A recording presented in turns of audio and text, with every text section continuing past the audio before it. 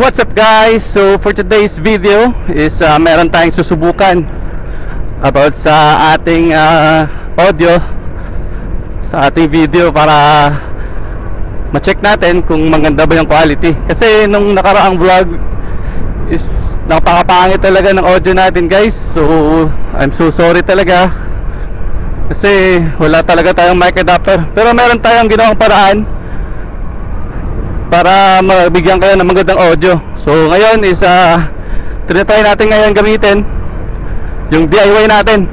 So sana guys mag-work. And ngayon iikot lang tayo ngayon sa proper ng San Carlos City. Itutur ko kayo guys gamit natin yung Easy Ride 150p.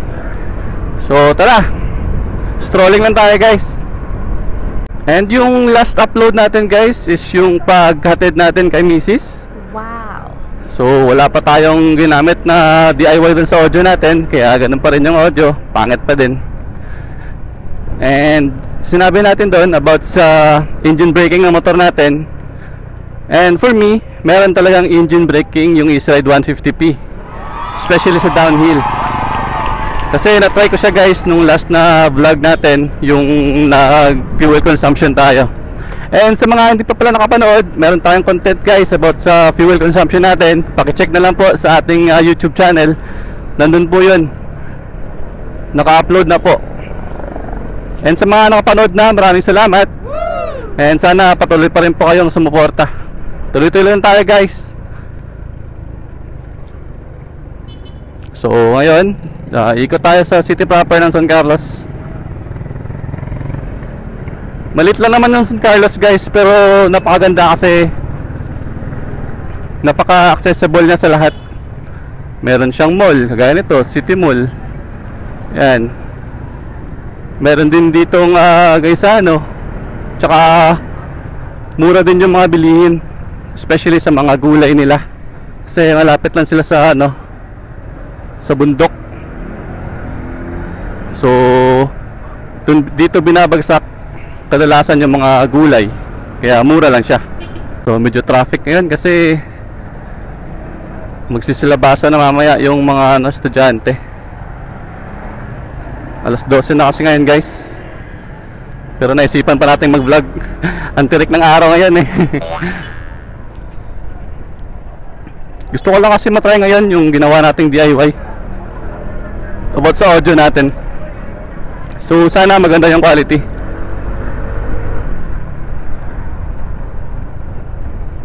And malapit na rin pala tayong mag second change oil guys. Nasa 1355 na yung odometer natin. And still gagamitin pa rin natin yung oil is yung oil ng Honda, yung 10W30 nila na fully synthetic. Yun yung gamit natin guys kasi maganda yung quality ng oil na yun, especially pag naglo-long ride kayo. And maganda yung sa makina, yung mga fully synthetic na mga oil. Kaya yun yung ginamit natin, yung Honda oil. 330 lang yung niya per 1 liter. So ikot muna tayo dito guys sa sa simbahan ng San Carlos. Yan.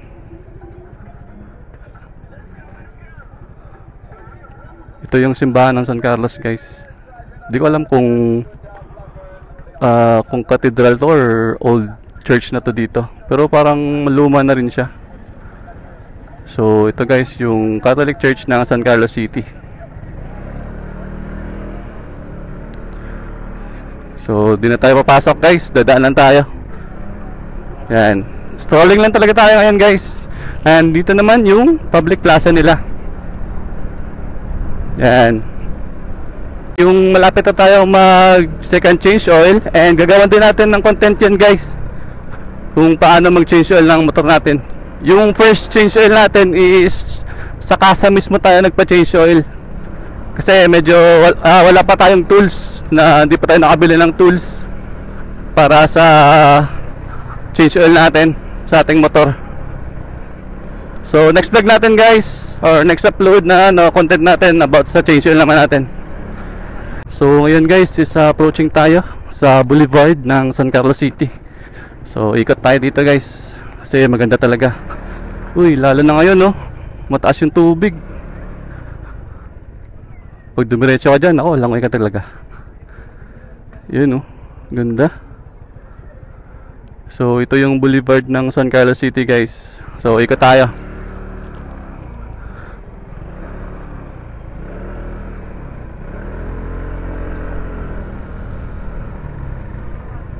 So, dito din pala yung terminal pag pupunta ka ng Sipaway. Dito ka dadaan, guys.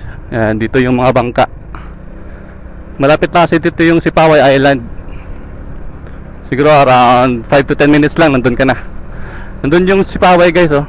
Ang lapit lang. Marami mga magagandang beach resort doon, guys.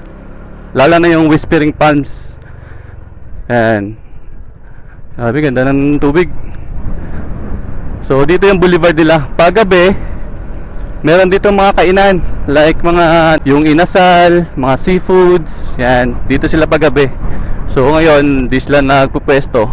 Paggabi lang sila nagpupwesto dito, guys. So yeah, ang ganda ng boulevard dito, guys. Yan yung tubig. So dito rin pala yung Pantalan papuntang Cebu. Kung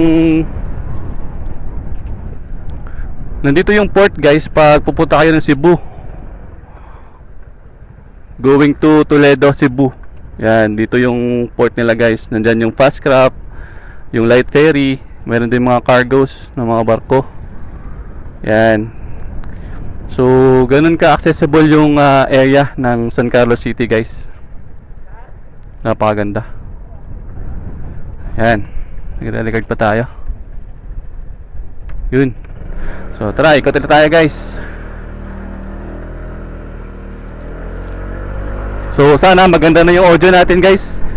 Kasi pag okay yung audio, itutuloy lang natin yung ginawa nating DIY.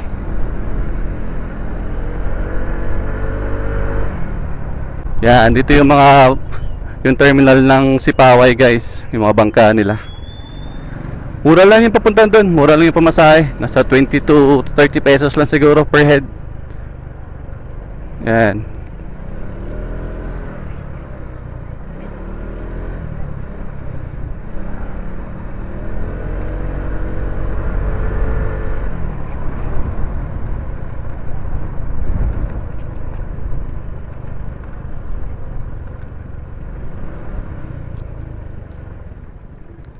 Pasok tayo dito, guys. Dito naman yung Park Marina nila, guys, na tinatawag.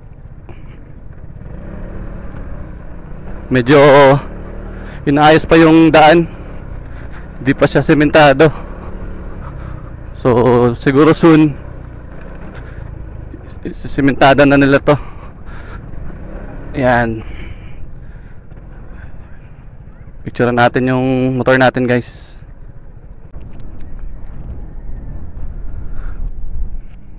Yan, Park Marina. Yun, oh. Ikutan natin ng motor natin, guys. So yung Easy Ride 150p natin, guys. Mag-change oil na tayo sa pagdating ng 1,500 ng kilometers na tinakbo. Yan. So far wala pa naman tayo masyadong issue na nararamdaman or na-experience sa motor natin. So siguro yun lang siguro yung yung pag cold start or your first na starting niya pag umaga. Medyo matagal siya mag-start, guys. Siguro ganun talaga pag carburetor yung engine natin. Yan. So yun. Tara, ikot ulit tayo, guys. So yeah, dito yung Park Marina ng San Carlos City.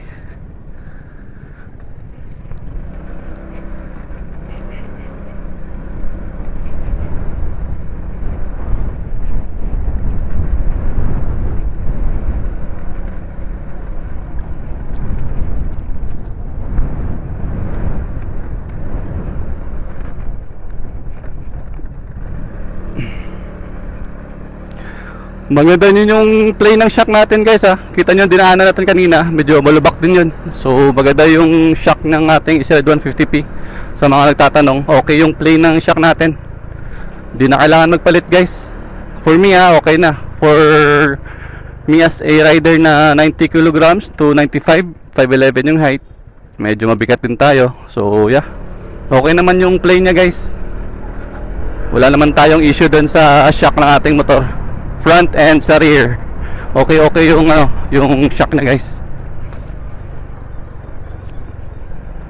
So siguro guys, dito ko natatapusin yung vlog natin. Medyo napahaba na yung test natin sa DIY ng audio natin sa vlog natin guys. So susunod guys, siguro content natin about sa change oil, or depende kung anong mabigyan ng utak natin.